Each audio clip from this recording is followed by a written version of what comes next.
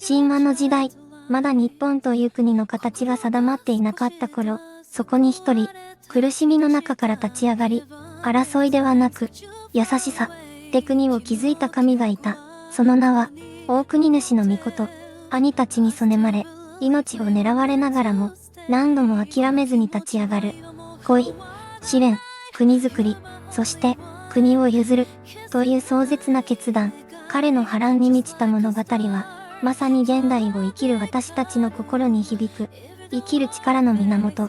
さあ、今の時代だからこそ知ってほしい。神々の中でも特に、人間らしい、神、大国主の真実の物語を。はるか昔、芦原の中津国という国がありました。そこには多くの神々が住んでいたが、その中に一人だけ心優しき若き神がいました。その名は大国主。彼は他の神々に虐げられながらも決して諦めることなく誠実に生きていました。しかし彼の兄弟である八十神たちは大国主をそねみ、彼を芦原の中津国の支配者と一切認めなかったのです。しかも兄弟たちは彼を何度も殺そうとし、彼の命を奪う陰謀を巡らせたのでした。ひどい兄弟たちは彼を何度も暗殺未遂し、彼の命をいつも奪うために目を光らせていました。それでも大国主は運命に抗い、希望の光を胸に抱きながら自らの道を歩み続けました。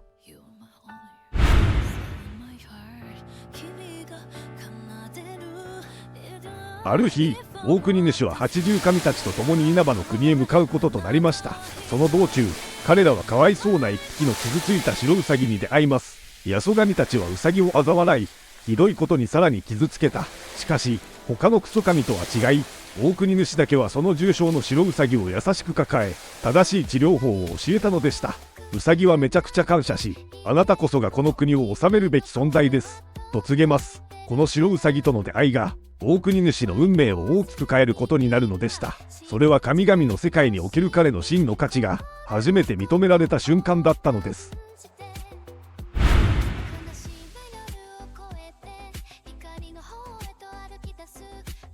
大国主はバカ兄弟たちの陰謀により、なんと2度も命を落としかけました。しかしその暗殺未遂のたびに彼の母や他の神々の助けを得て蘇ったのでした。そんなひどい仕打ちと絶望に打ちひしがれた彼は、全てを捨てて遠い根の国へ向かうことを決意します。そこにはさらなる恐れるべき試練が待ち受けていました。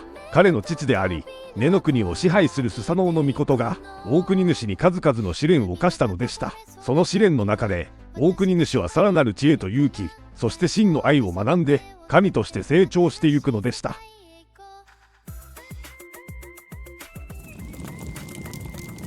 スサノオノミコトはまず大国主を火のついた部屋に閉じ込めました。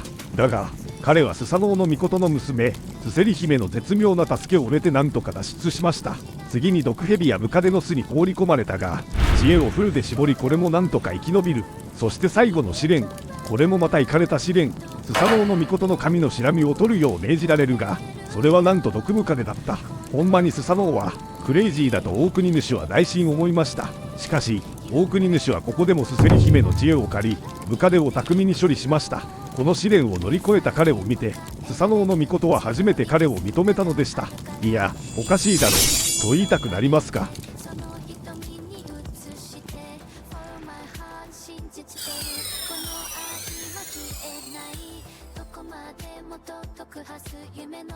スサノオノミコトは大国主に絶対的な真の国の王となれと告げ、さらにスサノオの娘のスセリ姫を妻として授けました。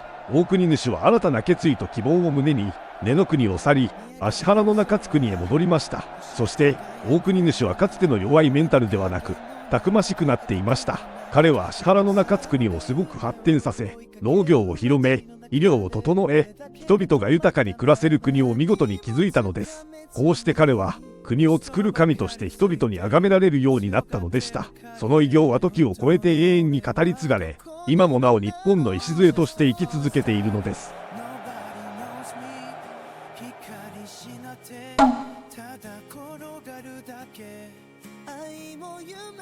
しかし平穏な時は長くは続かなかった。高間ヶ原の神アマテラス大神が芦原の中津国を天孫の国とするようにと命じたのです。天照大神は使者を次々に送り、大国主に国を譲るよう迫ります。最初の使者はあっさり彼に従ったが、次に派遣された武見和地は強硬手段を取る。武見和地は剣を突き立てて、その剣の上に座りながら大国主に問うた。この国を天孫に譲るか。大国主は深い沈黙の中で天を仰ぎ、自らが築いてきた国と民の姿を思い浮かべました。葛藤の末、彼は国の未来と平和を守るため、戦わずして譲る道を選ぶ。そして、自らの代わりに息子たちの意思を問うよう願い出たのだった。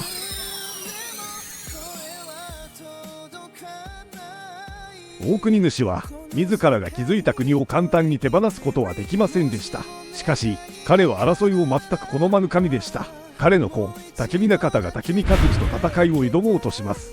大国主の息子たちは抵抗を試みたが、武見和地の圧倒的な力の前に無念にも敗れ去りました。その姿を見た大国主は、争いではなく和を選ぶことこそ平和的で真の王の道だと悟り、静かに国譲りを受け入れたのだった。大国主は意志を固め、天孫に国を譲ることを決意しました。そして彼はある条件を提示した。私はこの国を去る。しかし、私を祀る神殿を建て、未来永劫、私を敬うならば、この国を託そう。それが彼の一つの願いでした。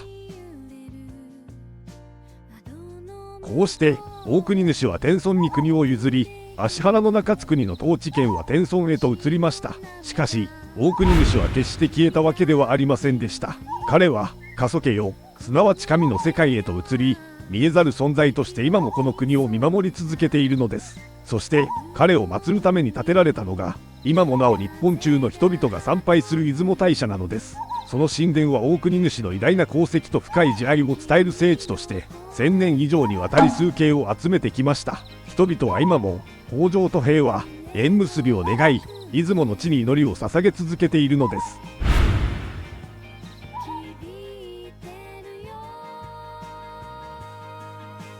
時は流れ、大国主の名は今もなお忘れ去られることなく語り継がれています。彼の優しさ、苦難を乗り越えるメンタルの強さ、国を守る覚悟は現代を生きる私たちにも多くのことを教え、インスピレーションを与えてくれています。どれだけ時代が変わろうとも、大国主は我々の心の中にいつまでも生き続けているのです。そして出雲大社の静寂の中に立つとき、彼が築いた国の魂を感じることができるはずです。その魂は風に揺れる杉の葉や参道に差し込む光の中にも息づいているのです。私たちはその静けさの中で大国主の生き方に触れ、自らの在り方を見つめ直すことができるのです。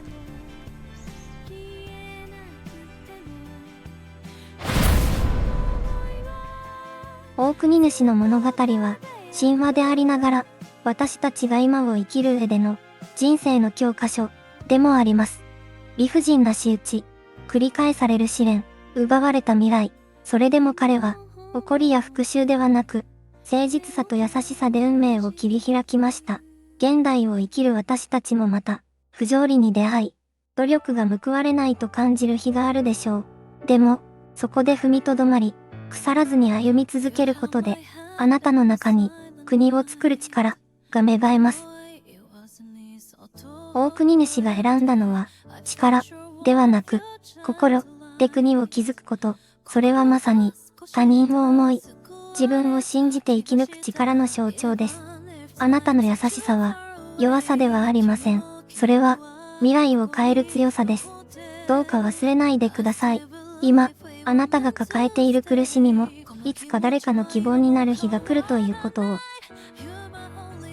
最後までご視聴いただき、本当にありがとうございます。大国主の物語が、あなたの心に何か小さな火を灯せたのなら、ぜひ、コメントであなたの感じたことを聞かせてください。このチャンネルでは、これからも心に残る神話や歴史の物語をお届けしていきます。よろしければ、チャンネル登録をして、次の物語の旅にもお付き合いください。あなたの一つのコメント、一つの登録が、この物語を未来につなぐ力になります。よろしくお願いいたします。